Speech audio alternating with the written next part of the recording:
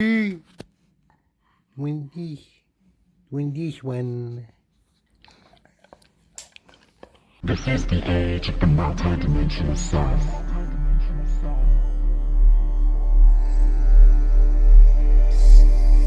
Hello, pendulum pilgrims. This is Planet Frog, and I am, of course, the artist behind the two beautiful books, the Pendulum Workbook and Chart Set #1 and #2.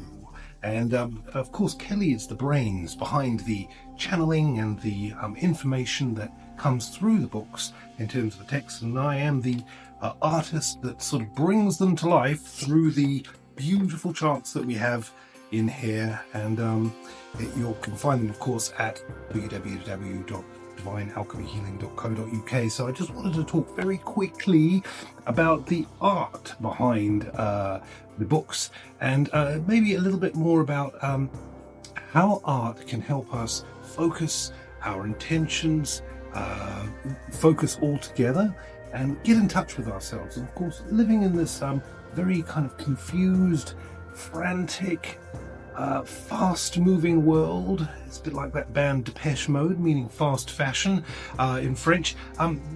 Something like a hobby, a creative hobby like art or some sort of creativity can really help us focus our minds.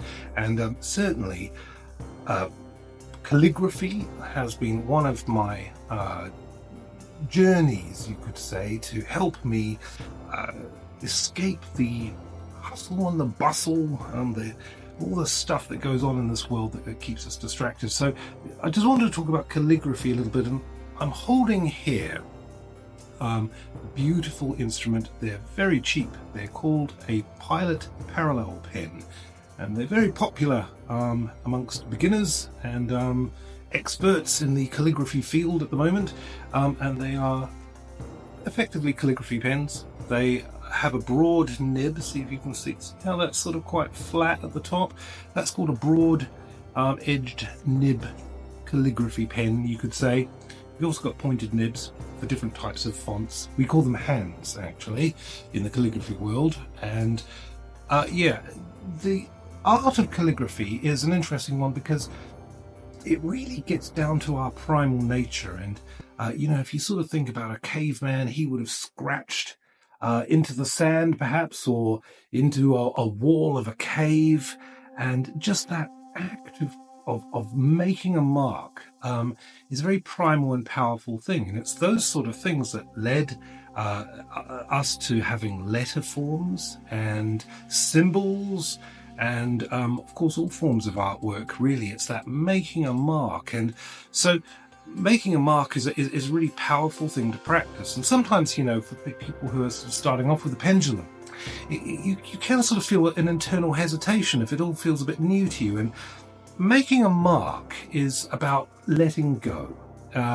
especially if you practice it. And, you know, it doesn't matter whether it's a musical instrument or learning calligraphy or many other things. You can gain an expertise in something simply by practicing. And whether it's a pendulum or calligraphy or artwork, you can do that.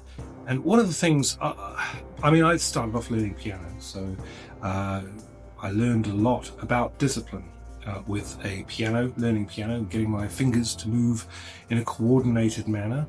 But similarly with calligraphy, you can do the same and apply the same sort of approach. And one of the things to do is to just simply make a mark. And it doesn't have to be anything fancy. In fact, maybe the simpler the mark is, the better. You make a mark, and then you make another mark, and you keep making that same mark over and over again. And you don't do it quickly, you do it slowly. And you just slowly draw that mark onto the paper. Breathe in and allow the pen, whatever instrument you're using, whatever tool you're using, to do its work. And slowly you become one with the tool. Just like Robin Hood, say, became at one with the bow and the arrow. when he drew the bow back and he let the arrow go, he was in fact the arrow meeting its target. And there's something very similar in calligraphy, where you have to let yourself go.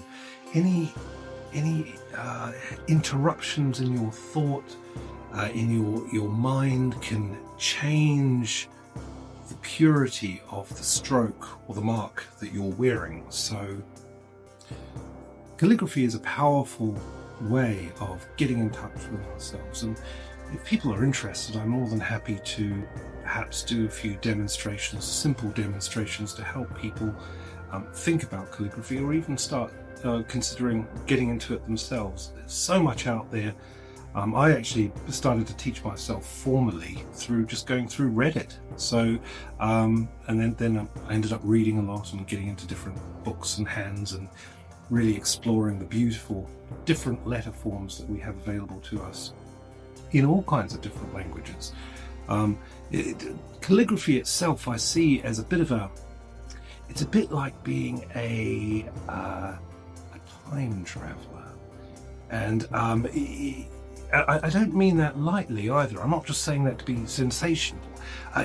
If you become at one with your mark, with your pen, and then you really start to gain control, because remember, when you're, especially with a broad-edged pen, I mean, it's more about pressure with a single-pointed pen. With a broad-edged pen, you have to twist and turn the pen at different angles to get different kinds of marks, and you've got to be consistent about it as well.